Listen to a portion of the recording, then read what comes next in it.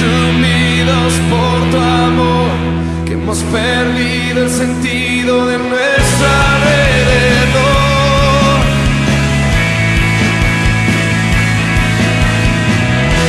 Ya nada nos puede deslumbrar, nada en este mundo se te puede. 18, verso 12, verso 13 y 14, dice: entonces la compañía de soldados, el tribuno y los alguaciles de los judíos prendieron a Jesús y le ataron y le llevaron primeramente a Anás, porque era suegro de Caifás, que era sumo sacerdote aquel año. Verso 14 dice: era Caifás el que había dado el consejo a los judíos de que convenía que un solo hombre muriese por el pueblo.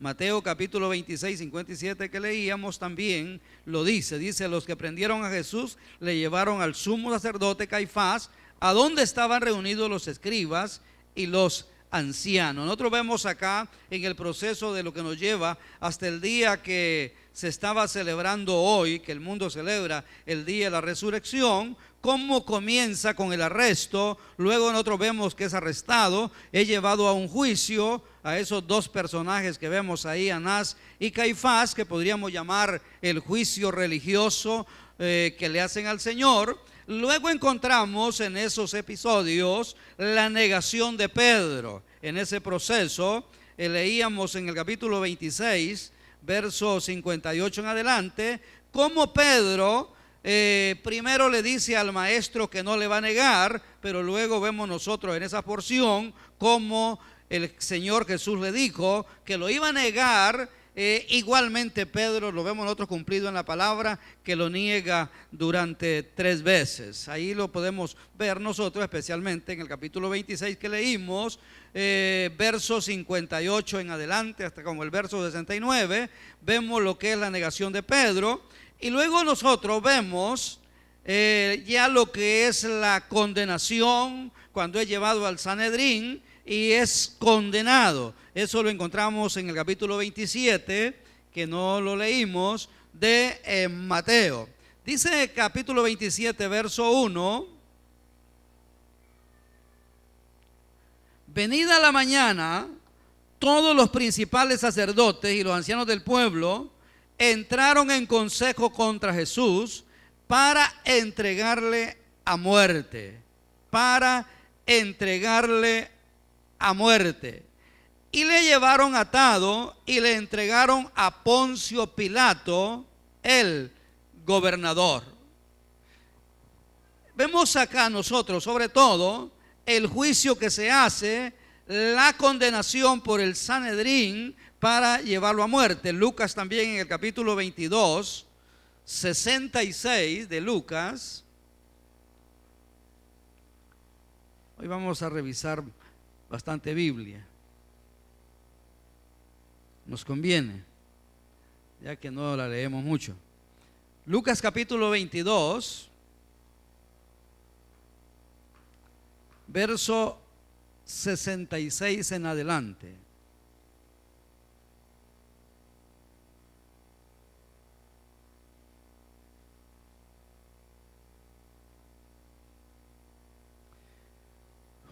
Dice Jesús ante el concilio: cuando era de día se juntaron los ancianos del pueblo, los principales sacerdotes y los escribas, y le trajeron al concilio diciendo: ¿eres tú el Cristo? Dínoslo. Y les dijo: si os lo dijere, no creeréis. Y también si os preguntare, no me responderéis, ni me soltaréis. Pero desde ahora el Hijo del Hombre se sentará a la diestra del poder de Dios. Dijeron todos. Luego: ¿eres tú el Hijo de Dios? Y él les dijo: vosotros decís que lo soy. Entonces ellos dijeron: ¿qué más testimonio necesitamos? Porque nosotros mismos lo hemos oído de su boca. Podemos ver nosotros ahí, ¿verdad? Cómo Jesús es presentado ante el concilio, la condenación en lo que le llamaban ellos, lo conocemos como el Sanedrín. Pero ahí hay unos versos más que se pueden leer. Usted puede leerlos en la casa, puede tomar Lucas 22, 66 y leer mucho más que esos versos. Luego en el capítulo 27, que habíamos comenzado a leer de Mateo, especialmente del verso 13 en adelante, vemos nosotros lo que es la muerte de Judas, quien le fue a entregar. Verso 13 en adelante dice: entonces Judas, el que le había entregado, viendo que era condenado, devolvió arrepentido las 30 piezas de plata a los principales sacerdotes y a los ancianos, diciendo: yo he pecado entregando sangre inocente. Mas ellos dijeron: ¿qué nos importa a nosotros? Allá tú. Y arrojando las piezas de plata en el templo, salió y fue y se ahorcó. Los principales sacerdotes, tomando las piezas de plata, dijeron: no es lícito echarlas en el tesoro de las ofrendas, porque es precio de sangre. Y después de consultar, compraron con ellas el campo del alfarero para sepultura de los extranjeros, por lo cual aquel campo se llama hasta el día de hoy campo de sangre. Así se cumplió lo dicho por el profeta Jeremías, cuando dijo: y tomaron las 30 piezas de plata, precio del apreciado, según precio puesto por los hijos de Israel, y la dieron para el campo del alfarero, como me ordenó el Señor. Entonces, el otro paso que ahí encontramos en la Escritura es la muerte de Judas, el traidor, el que había entregado al maestro, y que no solamente se dispone a devolver el dinero que había recibido por entregarlo, sino que también decide terminar con su vida. Después, siguiendo esto, encontramos nosotros el juicio civil ante Pilato. Juicio civil ante Pilato. El verso 2 del capítulo 27 dice: y le llevaron atado y le entregaron a Poncio Pilato, el gobernador. El juicio civil. Había habido un juicio que le dije ante el Sanedrín que habían consumado ya, y luego también lo traen en el juicio civil ante este hombre llamado Pilato. En el verso 11 en adelante, siempre de Mateo capítulo 27, dice: Jesús pues estaba en pie delante del gobernador, y éste le preguntó diciendo: ¿eres tú el rey de los judíos? Y Jesús le dijo: tú lo dices. Y siendo acusado por los principales sacerdotes y por los ancianos, nada respondió. Pilato entonces le dijo: ¿no oyes cuántas cosas testifican contra ti? Pero Jesús no le respondió ni una palabra, de tal manera que el gobernador se maravillaba mucho. Podemos ver cada paso que fue sucediendo en aquella semana tremenda. Luego encontramos en la Escritura el juicio ante Herodes. Herodes lo entregaron, lo capturaron, lo entregó Judas Iscariote, lo entregaron a las manos del juicio religioso que hizo Anás y Caifás. Luego vemos nosotros cómo el Sanedrín lo condena. Luego vemos cómo el que lo entregó rechaza luego el dinero que había recibido, se da cuenta del error que había cometido, y no solo eso, sino que termina quitándose la vida. Luego lo vemos a Jesús en el juicio ante Pilato, que es lo que acabamos de ver. Pero en el capítulo 23 de San Lucas también vemos el juicio ante Herodes. Herodes había estado con Pilato, pero luego vemos el juicio ante Herodes. Capítulo 23, verso 6 en adelante dice: entonces Pilato, oyendo decir Galilea, preguntó si el hombre era Galileo. Y al saber que era de la jurisdicción de Herodes, le remitió a Herodes, que en aquellos días también estaba en Jerusalén. Herodes, viendo a Jesús, se alegró mucho, porque hacía tiempo que deseaba verle. Imagínese usted, porque había oído muchas cosas acerca de él y esperaba verle, hacer alguna señal. Y le hacían muchas preguntas, pero él nada le respondió. Y estaban los principales sacerdotes y los escribas acusándole con gran vehemencia.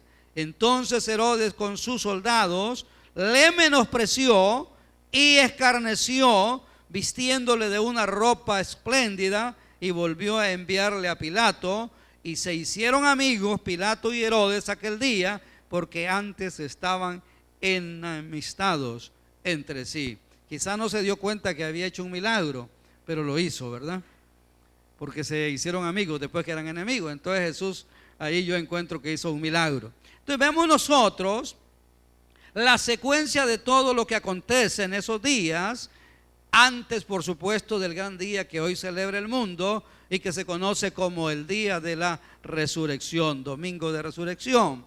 Ahora encontramos, después de todo eso, comenzamos con el arresto y después todo lo que hemos ido viendo ahí, cómo lo llevaron a diferentes tribunales, pero encontramos en Mateo 27, también, Mateo 27, verso 27 en adelante, lo que podemos llamar como el escarnio.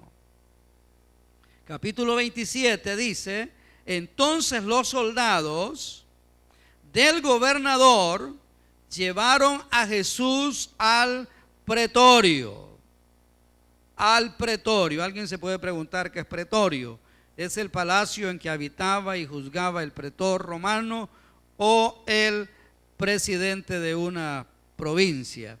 Dice: y reunieron alrededor de él a toda la compañía, y desnudándole le echaron encima un manto de escarlata, y pusieron sobre su cabeza una corona tejida de espinas y una caña en su mano derecha, e hincando la rodilla delante de él, le escarnecían diciendo: salve, rey de los judíos. Y escupiéndole, tomaban la caña y le golpeaban en la cabeza. Entonces los soldados le llevaron dentro del atrio, esto es, al pretorio, y convocaron a toda la compañía, y le vistieron de púrpura, y poniéndole una corona tejida de espinas, comenzaron luego a saludarle: salve, rey de los judíos. Y le golpeaban en la cabeza con una caña y le escupían, y puestos de rodillas le hacían reverencias. Después de haberle escarnecido, le desnudaron la púrpura y le pusieron sus propios vestidos y le sacaron para crucificarle. Vemos nosotros cómo se fue dando todo esto, que ahora estamos nosotros oyendo y el mundo celebrando la resurrección. Nosotros la celebramos, la resurrección. La diferencia es que no tenemos un día, sino que todo el tiempo celebramos que Cristo resucitó. Amén. Para nosotros, Él vino, toda esta historia que está acá, para nosotros es la historia verdadera, porque es la historia de la palabra de Dios. Entonces, cada uno de estos, capítulo 26, 27, 28, como cristianos debemos de gozarnos de leerla, de escudriñarla, de revisarla y de darnos cuenta, de enterarnos de todo lo que Dios ha hecho por amor a nosotros. Hoy, igual que pues el mundo celebra, nosotros celebramos hoy, pero igualmente mañana, pasado mañana, todos los días celebramos la resurrección. Usted y yo sabemos que si Cristo no hubiese resucitado, en vano sería la predicación del evangelio. Predicamos que Cristo salva, que Cristo sana, que Cristo liberta, que Cristo viene pronto, que nos vamos a ir con Él a estar en la boda del Cordero, que vamos a estar, que tenemos salvación y vida eterna, que vamos a vivir eternamente con Dios, con Él, precisamente porque un día Cristo resucitó. Amén. Entonces, estamos claros en eso. estamos claros que tenemos a un Cristo vivo, a un Cristo que...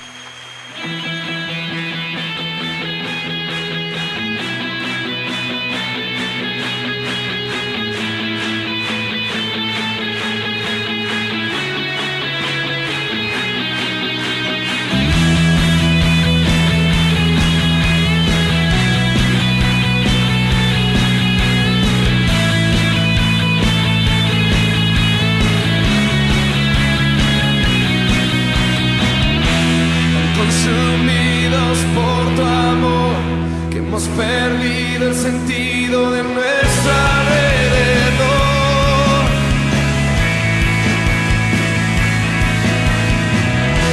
Ya nada nos puede deslumbrar, nada en este mundo se te puede